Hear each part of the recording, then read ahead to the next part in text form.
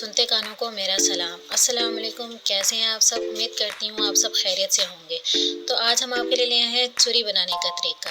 अब आप लोग ये सोच रहे होंगे कि ये तो हर घर में चूरी बनती है, लेकिन ये वो चूरी नहीं है जो हम आम आटे की रोटी बनाकर चूरी बनाते हैं। इस चूरी के लिए हमें जो आटा चाहिए वो आम आटे से थोड़ा डिफरेंट होता है, क्योंकि आम आटा तो बिल्कुल पाउडर की तरह होता है और ये आटा ना तो ज़्यादा मोटा होता है और ना ही ज़्यादा बारीक होता है। इसमें आपको नज़र आ रहा होगा कि ये आटा कितना दानेदार है। इसमें दाने के ज़र्रात भी आपको नज़र आ रहे होंगे। इस आटे को बनाने के लिए दानों को अच्छे से वॉश करके सुखा के या तो खुद ग्राइंड कर लें या फिर चक्की से पिसवा लें। तो चलते हैं अब हम रेसिपी की तरफ। इस रेसिपी को बनाने के लिए आपको हस्बे ज़ायका नमक चाहिए। उसके बाद आपको 1 टेबल स्पून ज़ीरा, 1 टेबल स्पून सौंफ और 3 बड़े टेबल स्पून देसी घी चाहिए। चाहे तो आप कोई सा भी घी यूज़ कर सकते हैं। 1 kg आटे में 1 टेबल स्पून ज़ीरा, 1 टेबल स्पून सौंफ, हस्बे ज़ायका नमक और 3 टेबल स्पून देसी घी ऐड करेंगे। आप चाहें तो देसी घी की जगह कोई भी डालडा घी इस्तेमाल कर सकते हैं और ये देसी घी ऑप्शनल है, आप लाजमी नहीं है कि आप बिल्कुल देसी घी यूज़ करें। तो यहाँ मैंने हाथों को अच्छे तरीके से वॉश कर लिया था। अब मैं कर रही हूँ इसको मिक्स कर रही हूँ। मिक्स करने का प्रोसीजर तो है वो थोड़ा सा लंबा है, क्योंकि हमने इसको अच्छे से मिक्स करना है। दोनों हाथों की मदद से इसको मिक्स करना है। इस तरह मिक्स करने से ये देखिए जिस तरह वीडियो में देख रहे हैं बिल्कुल सेम इसी तरह आपने मिक्स करना है। इस तरह मिक्स करने से ये होगा कि हमारी जो चूरी की रोटी है वो थोड़ी खस्ता बनेगी। जब चूरी की रोटी खस्ता बनेगी तो हमारी चूरी जो है ना बहुत अच्छी बनेगी, क्योंकि नरम रोटी से चूरी बिल्कुल नहीं बनती। अब यहाँ देखें गाइस, मैंने बिल्कुल अच्छे तरीके से मिक्स कर लिया है। मुझे मिक्स करने में बहुत सारा टाइम लगा है, क्योंकि मैंने अभी यहाँ तो वीडियो को मैंने मिक्स फॉरवर्ड कर लिया था। अब जो प्रोसीजर है वो हमारा है आटा गूंदने का। हाँ, आटा गूंदने का भी प्रोसीजर हमारा बहुत जो है ज़रूरी है। आपने वीडियो को बिल्कुल भी स्किप नहीं करना, पूरी वीडियो को लाजमी देखना है, क्योंकि जहाँ पे भी आपने वीडियो को स्किप किया वहाँ आपको बिल्कुल समझ नहीं आनी। यहाँ मैंने नीम गर्म पानी लिया है आटा गूंदने के लिए, और आटा गूंदने के लिए मैंने बिल्कुल थोड़ा थोड़ा पानी ऐड कर रही हूँ। आपने एक साथ बिल्कुल भी पानी ऐड नहीं करना, क्योंकि अगर हमने एक साथ पानी ऐड कर लिया तो हमारा आटा जो है ना बिल्कुल पतला हो जाएगा। और जैसे पतला आटा हमें बिल्कुल भी नहीं चाहिए, हमें चाहिए सख्त आटा। जैसे हम आम रूटीन के लिए आटा गूंदते हैं रोटी बनाने के लिए, तो उससे भी हमें सख्त आटा चाहिए, वैसा भी हमें आटा नहीं चाहिए। तो जहाँ मैं जब तक आटा गूंदती हूँ, तो आप अगर मेरे चैनल पे न्यू हैं तो मेरे चैनल को सब्सक्राइब कर दें, वीडियो को लाइक कर दें और आगे शेयर कर दें।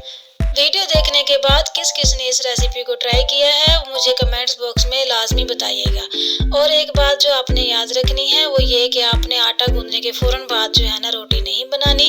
आपने तकरीबन 10 से 15 मिनट के लिए आटे को छोड़ देना है। तो यहाँ मैंने आटे को गूंद लिया है अच्छे से। आटे को गूंदने के बाद मैंने 10 से 15 मिनट के लिए छोड़ दिया था।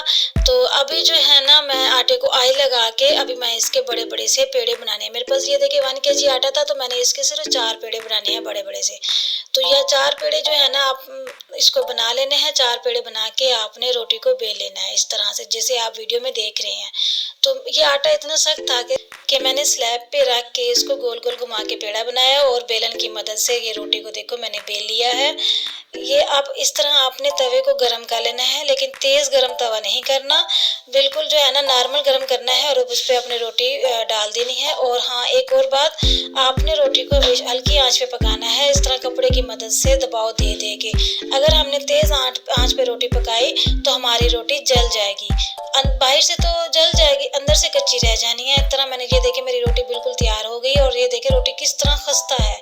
तो अब मैंने चॉपर में डाल लेनी है रोटी को। रोटी के छोटे छोटे पीस बना के चॉपर में डाल लेना है। चॉपर में मैंने इसको ग्राइंड करना है। तो ये सारी रोटी अब मैंने चॉपर में डाल दी है। अब मैं इसको ग्राइंड करने लगी हूँ। ग्राइंड करना है, ये ग्राइंड करने के लिए भी ये देख लें कि जूसर जो होता है ये ग्राइंडर होता है उसमें ग्राइंड नहीं होना, ये चॉपर में ग्राइंड होनी है। तो ये मैं वीडियो में देख रहे हैं, ये मैंने ग्राइंड कर ली है। चूरी को इस तरह आप लोगों ने ग्राइंड करी। देखिए कितनी सॉफ्ट चूरी तैयार हो गई है हमारी ग्राइंड होके।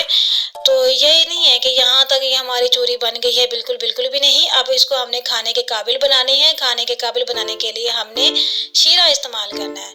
तो शीरा चाहे तो आप शीरे के लिए आप चाहे तो चीनी भी यूज़ कर सकते हैं, गुड़ भी इस्तेमाल कर सकते हैं। तो यहाँ मैंने गुड़ की एक पीसी ली है जिसको मैंने अच्छे से पीस लिया है किसी कपड़े में डालकर। तो अब मैंने इसका शीरा बनाना है। शीरा बनाने के लिए मैंने एक बाउल लेना है जिसमें मैंने देसी घी डालना है। अगर आप लोगों को पसंद नहीं है, बाज़ लोग ऐसे होते हैं जिसको जो है ना देसी घी पसंद नहीं है, तो आप डालडा घी भी इस्तेमाल कर सकते हैं। तो यहाँ मैंने अब घी को गर्म करके उसमें मैंने गुड़ डाल लिया है। अब गुड़ में मैंने मुसलसल लगातार चम्मच हिलाते जाना है बिल्कुल तब तक जब तक ये शीरा की शक्ल इख्तियार नहीं कर लेता। ये देखें गाइस, यहाँ पे हमारा शीरा जो है ना बिल्कुल बन रहा है ये, लेकिन अभी तक हमारा जो शीरा है वो तैयार नहीं हुआ। शीरा हमारा तब तैयार होगा जब हमारी शीरा के ऊपर झाग आना शुरू हो जाएगी। तो अभी हमने इसको हल्की आंच पे पकाना है, इस तरह से जैसे मैं बना रही हूँ। ये देखिए, अब इस स्टेज पे आके हमारा शीरा तैयार हो गया है। अब एक बाउल में जितनी हमें चाहिए चूरी, उतनी हमने जो है ना एक बाउल में चूरी मैंने निकाली है और इसमें गरम शीरा ऐड करेंगे। इसके बाद हम इसको स्पून की मदद से मिक्स करेंगे। आप भी याद रखिएगा कि इसको हाथ से मिक्स नहीं करना है, इसको स्पून की मदद से ही मिक्स करना है। ये देखें, इसमें फिर हमने वाइट तिल और मुख्तलिफ मेवा डाल के हमने इसको रेडी कर लिया है। उसके बाद दोबारा हम हस्बे ज़रूरत चूरी लेंगे, उसमें गरम शीरा ऐड करेंगे और उसके बाद हमने इसमें मुख्तलिफ मेवाजात और वाइट तिल यूज़ किए हैं। आप चाहें तो आप ऐड कर सकते हैं मुख्तलिफ मेवाजात, अगर आप ना चाहें तो आप ना ऐड करें, वो आपकी अपनी मर्ज़ी है। इसके बाद हमने इसको लड्डू की शेप में बनाना है। आप देख सकते हैं इसमें कि मैं किस तरीके से इसको दबाकर अच्छे से गोल लड्डू की शेप में ले आ रही हूँ। ये देखें, ये हमारा लड्डू बिल्कुल तैयार है, चूरी वाला लड्डू बिल्कुल तैयार है। इसके बाद हमने इसको वाइट तिल में मिक्स किया है, इस पे वाइट तिल लगाए हैं और ये देखिए, अब आपके सामने हमने एक तरफ बिल्कुल सिंपल चूरी बनाई है और दूसरी तरफ हमने चूरी के लड्डू बनाए हैं। और हाँ, एक बात और, अगर आपकी चूरी इसमें बच जाती है तो आप परेशान ना हो, इसको एक बाउल में डालकर आप फ्रीज कर सकते हैं, जो कम से कम 1 मंथ तक चल जाएगी आपकी। आपको उम्मीद है हमारी रेसिपी पसंद आई होगी। इसके बाद हम नेक्स्ट वीडियो में नई रेसिपी के साथ मिलते हैं, तब तक के लिए अल्लाह हाफिज़।